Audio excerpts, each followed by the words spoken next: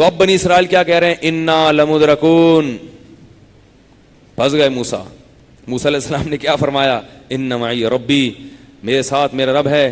اللہ فرماتے ہیں فاوحینا الی موسیٰ، ہم نے موسیٰ کو وحی کی، ہم نے موسیٰ کو وحی کی. ان بعصاک، وہ کیا ہے؟ ان اسری بعبادی لیلا انکم متبعون واترک البحر رہوا انہم جند مغرقون. بلکہ اس سے پہلے آیت ہے ان بعصاک الحجر، وہ پتھر پہ وہ مارا تھا، اس سے دوبارہ چشمے پیدا ہوئے. کیا ہے قاری صاحب؟ آیت پڑھیں، میرے ذہن سے وہ آیت یاد نہیں.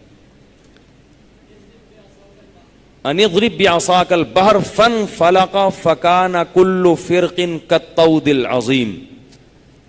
فرماتے ہم نے موسیٰ کو حکم دیا کہ یہ لاٹھی کس پہ مارو؟ اس پانی پہ مارو. حضرت موسیٰ نے لاٹھی کو اٹھا کے ایسے کر کے مارا ہے.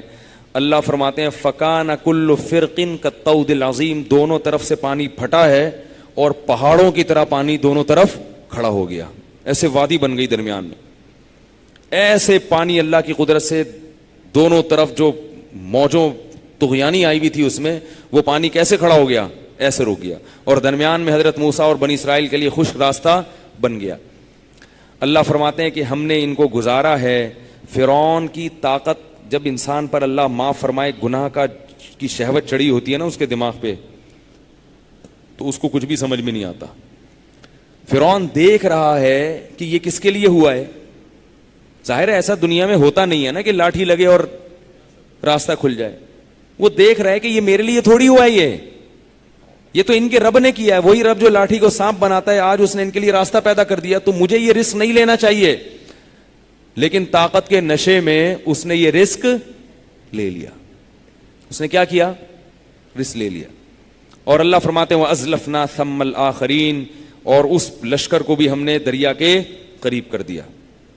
اور وہ لشکر آیا ہے جب موسیٰ علیہ السلام اور بنی اسرائیل پار ہو گئے تو وہ بھی دریا کے درمیان میں آ کے، جب پورے دریا کے درمیان میں آئے نا A to Z، یعنی پہلا اور آخری بندہ جب درمیان میں پہنچا ہے، اللہ فرماتے ہیں ہم نے سمندر کو وہ جو تیز موجیں تھی اس کو چلا دیا. جب وہ تیز موجیں چلی ہیں تو وہ ڈوبنا شروع ہوئے ہیں. اللہ فرماتے ہیں اضل فرعون قومہ وما ہدا، فرعون نے خود بھی گمراہ ہوا اور اپنی قوم کو بھی مروا دیا. اس لیے میں کہتا ہوں ان سیاست دانوں میں جو 2 نمبر ہیں، ان کے پیچھے جاؤ گے یہ خود بھی مریں گے اور تمہیں بھی مروائیں گے. کیونکہ لیڈر، جہاں بھی قرآن میں لیڈر کا تذکرہ آتا ہے، اللہ بتاتے ہیں یہ خود بھی برباد ہوتے ہیں اور اپنے ساتھ اپنی پارٹی کے نوجوانوں کو بھی برباد کرتے ہیں. یہ پارٹی والوں کو بھی برباد. میں نہیں کہہ رہا کہ سیاست میں نہ جاؤ، آپ دیکھ کے سوچ سمجھ کے جایا کرو. تو اللہ فرماتے ہیں سب کو مروا دیا اس نے. اور جب فرعون ڈوبنے لگا ہے، حتی اذا ادرکہ الغرق، فرمایا جب اس کے منہ میں پانی جانے لگا اور موت اپنی آنکھوں سے دیکھ لی، قال آمنت، کہنے لگا میں ایمان لایا، انہ لا الہ الا الذی آمنت بہ بنو اسرائیل، کہ کوئی معبود نہیں ہے اس ذات کے سوا جس پر بنی اسرائیل ایمان لائے ہیں. اپنی غلام قوم کا حوالہ بھی دے رہا ہے. یہ بھی کہہ سکتا تھا میں اللہ پر ایمان لایا، یہ بھی کہہ سکتا تھا میں خدا پر ایمان لایا، یا ان کی زبان میں جو بھی گاڈ کو کہتے ہوں گے، لیکن بالکل کلیئر بتا رہے تاکہ فرشتوں کو کوئی کنفیوژن نہ ہو بات سمجھنے میں. اور ضمیر شان بھی لے کر آیا، انہو کا مطلب پتہ کیا ہوتا ہے؟ ضمیر شان، انہو کا مطلب بات یہ ہے کہ، انہو قصہ یہ ہے کہ، شان یہ ہے کہ، بات یہ ہے کہ. تو ہمارے استاذ یہ تفسیر پڑھاتے ہوئے اس آیت کا ترجمہ کرتے تھے کہ فرعون کو اتنی عقل آ گئی، ڈوبتے ہوئے کہہ رہے بھائی بات تو سنو، بات یہ ہے کہ بھی بتانا چاہ رہا ہوں یار میں کچھ تمہیں، تم روح قبض کرنے آ گئے، بات تو سنو یار. انہو اصل بات یہ ہے، ایکچولی بات یہ ہے، تم سنو تو صحیح میں کیا کہہ رہا ہوں ہے بھائی. تو پوری قصے کی پوری تمہید مان کے کہ بات تو سنو. آمنتو، میں ایمان لایا، کس رب پر؟ اس رب پر جس پر بنی اسرائیل ایمان لائے ہیں. میرا ان کا رب میں کوئی فرق نہیں ہے. بھائی یہ ایک واقعہ ہے لیکن ہمیں اپنے بارے میں بھی سوچنا چاہیے. ہم ایمان والے تو ہیں مگر ہم میں سے ہر شخص نے توبہ نہیں کی ہے.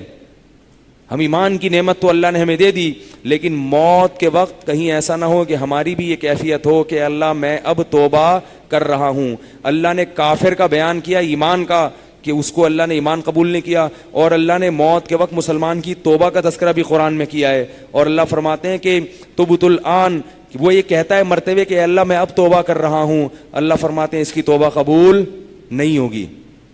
اللہ نے گنہگار مسلمان کا بھی ذکر کیا کہ جب وہ مرتے ہوئے توبہ کرتا ہے تو اللہ اس کی توبہ قبول نہیں کرتے, اور اللہ نے کافر کا بھی ذکر کیا کہ مرتے ہوئے کلمہ پڑھتا ہے تو اللہ اس کے کلمے کو قبول نہیں کرتے. اس لیے فرعون کے حالات سے عبرت حاصل کرنی چاہیے.